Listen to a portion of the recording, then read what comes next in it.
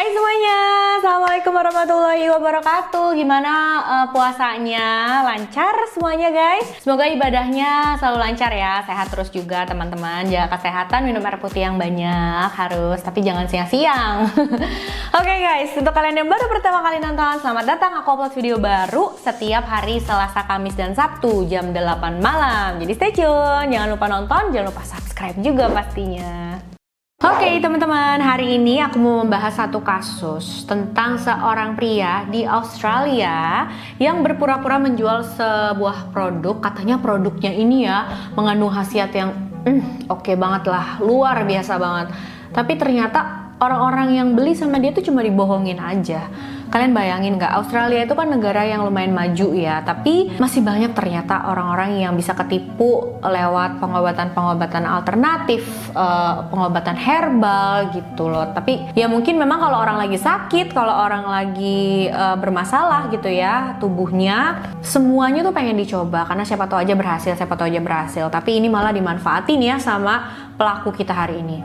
Jahat banget. Pelakunya ini licin banget loh teman-teman, sampai dia berhasil kabur ke 3 benua guys. Gimana sih ceritanya? Gimana juga caranya dia meyakinkan calon pembeli sampai banyak banget yang beli produknya itu sama dia dan banyak yang percaya gitu. Penasaran? Langsung aja lah yuk kita bahas kasusnya.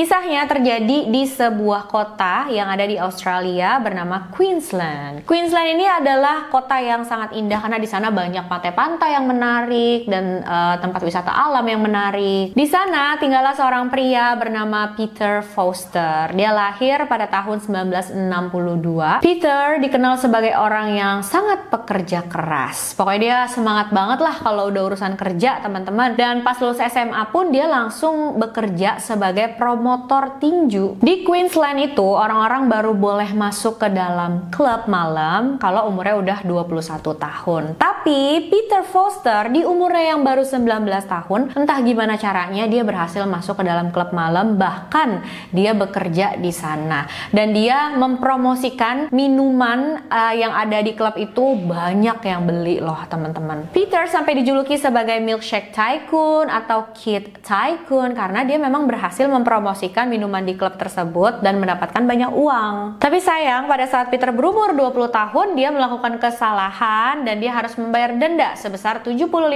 Australian dollar. Jadi dia ini melakukan penipuan asuransi. Kenapa dia melakukan penipuan ini teman-teman? Karena saat itu Peter memang bener-bener lagi butuh uang. Dia nggak punya uang gitu. Soalnya dia udah nggak kerja lagi di klub yang tadi aku bilang, dan petinju yang dia promosiin juga gagal terus. Jadi petinju lain yang nggak mau kan dipromosiin sama Peter, otomatis dia nggak punya pemasukan, dia nggak punya uang gitu. Pada tahun 1983 Peter menjadi produser TV dan dia juga sempat membuat film dokumenter dengan Muhammad Ali. Pasti kalian tahu lah Muhammad Ali siapa, dia adalah petinju profesional. Jadi film dokumenternya Peter ini tentang kegiatan sehari-harinya Muhammad Ali. Nah pada saat membuat film dokumenter itu, Peter sampai tinggal di rumahnya Muhammad Ali yang ada di Los Angeles guys. Tapi karirnya ini nggak bertahan lama karena Peter nggak mendapatkan uang sepadan. Tanpa disangka-sangka ya, ternyata film dokumenter tentang kegiatan sehari-hari Muhammad Ali yang dibuat oleh Peter ini nggak laku di Australia, nggak banyak penontonnya. Heran juga sih, kenapa ya? Padahal Muhammad Ali itu kan petinju yang terkenal banget ya guys ya. Kayak masa orang nggak pada penasaran sih dia tuh kegiatan sehari-harinya ngapain aja gitu. Ya mungkin emang belum keberuntungannya Peter aja nih gitu ya teman-teman. Setelah semua usaha dan pekerjaannya dia bangun gagal, Peter masih belum menyerah. Dia terus berusaha dan saat itu dia memulai usaha baru, yaitu usaha teh herbal. Peter mengklaim kalau teh herbalnya itu punya banyak banget manfaat yang bagus. Pertama bisa nurunin berat badan, kedua bisa membuat orang jadi jadi berhenti merokok gitu, walaupun kecanduannya itu udah parah. Di Australia itu Peter menyebut produknya sebagai Ancient Chinese Diet Secret, atau artinya itu rahasia diet Cina kuno. Tapi sayang usaha Peter yang ini pun harus bangkrut lagi karena setelah diselidiki oleh ACCC. ACCC itu adalah kayak lembaga yang mengawasi pedagang-pedagang di sana dan produk-produk yang dijual juga gitu kan. ACCC menyatakan kalau produk teh herbal Peter ini nggak mengandung manfaat seperti yang dia bilang. Jadi itu cuma teh biasa aja guys, nggak bisa menurunkan berat badan dan nggak bisa juga menghilangkan kecanduan rokok. Setelah ACCC menyatakan seperti ini, ya akhirnya orang sana udah nggak ada lagi yang mau beli teh herbalnya Peter. Masih belum menyerah kalau di Australia nggak ada yang mau beli teh herbalnya, dia pindah ke Inggris guys, dan dia mulai menjual teh herbalnya di sana. Di Inggris dia punya julukan atau nama yang berbeda untuk teh herbalnya, yaitu Bailin Tea, yang menurut Peter, Bailin Tea ini punya manfaat seperti tadi juga teman-teman, menurunkan berat badan, menghilangkan kecanduan merokok gitu. Bahkan Peter meminta seorang model dan penyanyi yang terkenal di London untuk mempromosikan tehnya dia ini guys. Setelah dipromosiin sama model dan penyanyi terkenal di London tersebut, wah produknya Peter nih langsung laku keras, banyak banget yang beli. Mungkin mereka semua tergiur ya sama manfaat yang dijanjikan. Pemerintah Inggris aja sampai bingung guys, kok bisa sih produk baru keluar langsung laku keras begitu? Akhirnya mereka melakukan pemeriksaan lah. Lagi-lagi dari pengujian atau pemeriksaan yang mereka lakukan, mereka menyatakan kalau teh yang dijual oleh Peter adalah teh hitam Cina biasa, bukan punya manfaat seperti yang Peter bilang tadi. Akhirnya pada tahun 1988 Peter Foster dianggap sudah melanggar undang-undang perdagangan Inggris dan dia dikenakan denda sebesar 5.000 pound sterling. Tapi bukannya bayar uang denda tersebut, Peter malah kabur lagi ke negara lain guys. Kali ini dia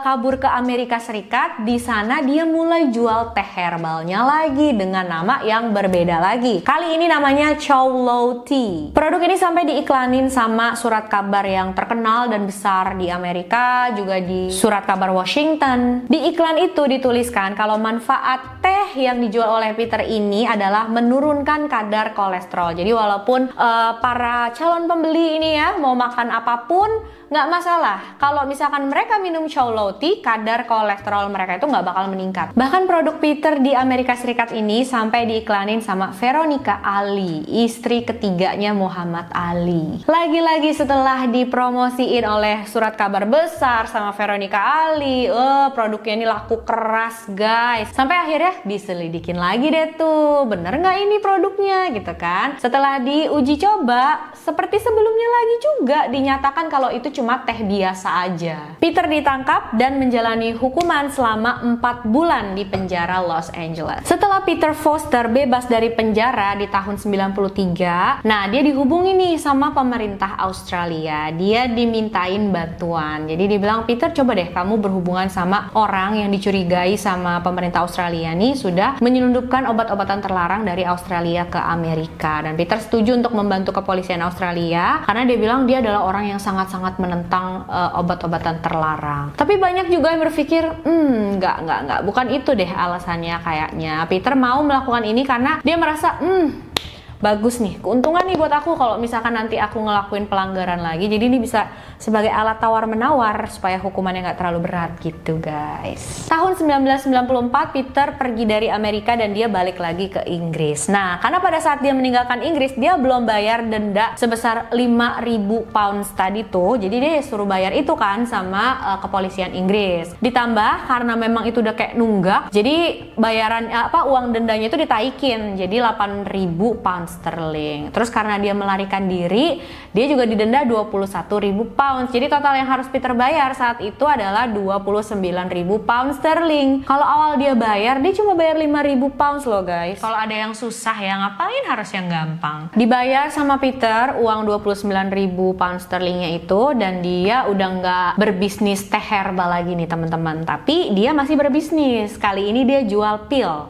Ada pil pelangsing dan juga krim pengecil paha. Bisnisnya ini lumayan berjalan, lumayan berkembang. Ya walaupun nggak laku keras seperti sebelum-sebelumnya, tapi ini lumayan lah. Sampai akhirnya lagi-lagi petugas di Inggris tuh curiga sama produknya Peter. Akhirnya diselidikin ya produknya, dan setelah diuji coba ketahuan lagi ternyata produknya itu nggak sesuai dengan manfaat yang dibilang oleh Peter. Jadi bisnisnya ini cuma berjalan 2 tahun aja, karena pada tahun 96 Peter ditangkap lagi guys. Tapi setelah 9 bulan menjalani hukuman di dalam penjara, Peter berhasil melarikan diri. Jadi kalau di penjara Inggris itu ya katanya guys, ada hari pembebasan sementara. Jadi narapidana itu diizinkan untuk keluar penjara, tapi di waktu yang ditentukan mereka harus balik lagi ke penjara kayak gitu. Dan narapidana yang diberikan kesempatan ini juga yang memang dipercaya nggak bakal melarikan diri gitu teman-teman. Tapi ternyata Peter itu malah memanfaatkan ini untuk melarikan diri. Dia kabur ke Australia dengan menggunakan paspor palsu. Untungnya petugas polisi di Inggris tuh sadarnya cepet kan. Akhirnya mereka mengirimkan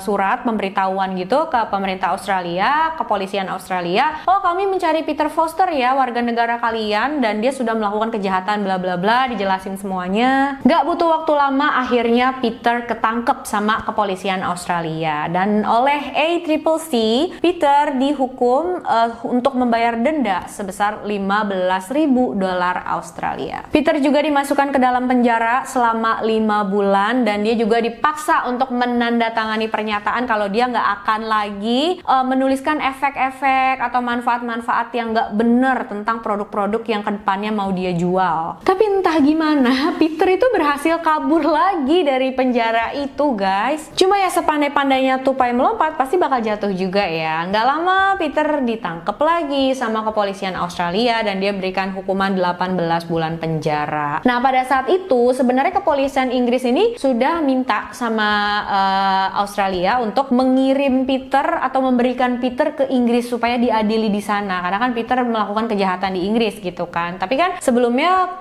pemerintah Australia, kepolisian Australia nggak melakukan hal itu, jadi mereka bisa dibilang, dan Peter juga ya sebenarnya memohon banget sama kepolisian Australia supaya dia jangan dibalikin ke Inggris, karena katanya dulu tuh dia pernah di Inggris jadi informan, membantu untuk menangkap polisi yang korup. Jadi kalau misalkan dia sampai balik lagi ke Inggris, ya dia bakal dihabisi gitu.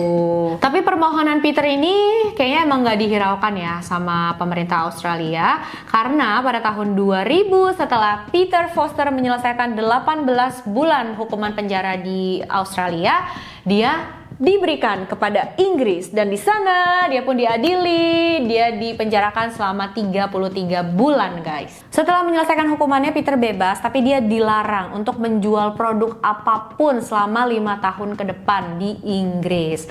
Bahkan hakim bilang sama Peter, semakin cepat kamu pergi dari negara ini semakin bagus ya. Peter Foster balik lagi ke Australia, dan pada tahun 2001 Peter pergi ke Fiji, salah satu negara yang ada di Pasifik Selatan. Tapi habis ini bukannya dia kapok, dia berulah lagi teman-teman. Ya ampun, mau berapa kali ya di penjara? Pada tahun 2006, Peter ditangkap oleh pemerintah Fiji karena terbukti sudah memasukkan dokumen riwayat kejahatannya.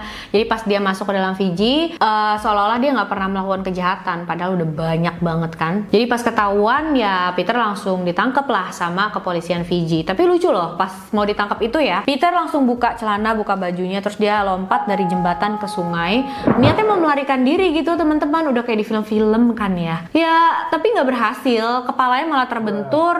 Dia nggak kenapa-napa ya, kebentur dikit doang, tapi ya dia nggak bisa melarikan diri, dan akhirnya dia ditangkap juga deh. Sebelum ditahan, Peter dibawa ke rumah sakit dulu, dan di rumah sakit itu dia mogok makan ya. Pokoknya apapun dia lakuin supaya fisiknya itu kelihatan lemah dan nggak diizinin masuk penjara. Peter akhirnya bisa bebas dengan membayar uang jaminan, tapi setelah itu dia pergi dari Fiji ke Vanuatu, salah satu negara yang ada di Samudra Pasifik. Dan mungkin seperti yang udah bisa kalian tebak ya teman-teman, pada saat masuk ke Vanuatu, Peter juga memasukkan riwayat kejahatannya, riwayat kehidupannya itu. Pas ketahuan, dia dideportasi lah ke Australia sama pemerintah Vanuatu. Itu terjadi pas tahun 2007. Sampai di Australia, Peter lagi-lagi ditangkap sama pemerintah Australia karena beberapa tuduhan, yaitu pencucian uang, pemalsuan dokumen untuk mendapatkan pinjaman sebanyak 300.000 dolar. Peter mengklaim kalau uang pinjamannya itu dia pakai untuk mengembangkan resort wisata yang ada di Pulau Yasawa, Fiji. Tapi ternyata tim investigasi menemukan bukti kalau uang pinjaman itu Peter pakai bukan untuk mengembangkan resort yang dia bilang, tapi pertama untuk bayarin sewa rumah pacar sewaannya yang ada di Australia, dan beberapa dananya juga disalurkan ke bisnis keluarga. Terus ada juga yang buat bayar kartu kredit. Dia divonis selama 4,5 tahun penjara, tapi pada Mei 2009 setelah menjalani 18 bulan masa tahanan, dia diberikan izin untuk bebas bersyarat. 2011 Peter menjual produk baru lagi, dan lagi-lagi ya deskripsi produk itu, manfaat produk itu nggak sesuai, dia ketahuan sama ACCC, dia dihukum, disuruh bayar denda gitu teman-teman. 2014 Peter ditangkap di area New South Wales, Australia karena sudah menyerang petugas polisi. Dia diberikan hukuman 18 bulan penjara. Tapi setelah 9 bulan menjalani masa hukuman, dia dibebaskan bersyarat lagi, teman-teman. Pada Januari 2018, Peter Foster dinyatakan bangkrut oleh ACCC. Pada Agustus 2020, Peter ditangkap lagi terkait penipuan perdagangan olahraga internasional. Sampai saat ini persidangan Peter Foster atas kasus tersebut masih berjalan, teman-teman. Jadi kita doakan saja ya, semoga hasil sidangnya itu berapa tahun kayak ya, supaya dia nggak keluar masuk gitu loh. Dia melakukan penipuan dari umur 20 tahun, saat itu berarti sekitar tahun 80-an ya teman-teman. Dan dia melakukan penipuan itu bukan cuma sekali tapi berkali-kali. Dia selalu berhasil lolos, terus nipu lagi. Sampai tahun 2022 ini masih belum selesai juga gitu. Aku sih penasaran banget apa ya nanti vonis yang diberikan kepada Peter. Apakah cuma beberapa bulan aja seperti sebelum-sebelumnya? Ya entahlah ya teman-teman. Pokoknya kalau udah ada update terbaru tentang kasusnya Peter Foster ini, pasti aku langsung update di kolom komentar guys. Atau mungkin kalian lebih tahu duluan, boleh langsung tulis aja di komen teman-teman. Oke guys, itu dia ceritanya tentang seorang penipu berantai. Udah gitu nipunya macem-macem ya. Kayaknya udah pengalaman banget nih dia. Dan tadi itu uangnya ada yang disalurkan ke bisnis keluarga. Bikin bertanya-tanya kan, apakah keluarganya tahu tentang penipuan-penipuan yang dilakukan Peter ini? Mereka membantu atau gimana? Entahlah, banyak sih yang berpikir seperti itu. Mudah-mudahan jangan sampai ya kalian ketemu sama orang-orang yang pinter banget nipu kayak gini. Jangan cepat percaya sama produk-produk baru ya guys. Ya setiap, kalau kayak di Indonesia ya penting kan udah ada izin dari BPOM, berarti kan udah diperiksa, nggak berbahaya, sudah aman. Jadi ya kita bisa dengan tenang gitu pakainya, ya nggak sih? Terus kalau obat-obatan yang manfaatnya tuh kayaknya menjanjikan banget, itu benar-benar harus dicek dulu apakah benar kayak gitu manfaatnya. Jangan lupa komen ya, apa pendapat kalian tentang kasus ini, aku pengen banget dengar. Makasih udah nonton videonya sampai akhir. Jangan lupa like, subscribe, dan share video ini sebanyak-banyaknya. Kalau untuk kalian yang mau request boleh banget, silahkan kirim DM ke Instagram aku, hanifastory92. Untuk kalian yang udah ikut membership aku, thank you so much guys, kalian baik banget, luar biasa supportnya, makasih ya. Untuk kalian yang belum bisa ikutan, semoga bisa cepat ikutan juga. Oke, sampai jumpa di video selanjutnya, bye bye, tetap semangat.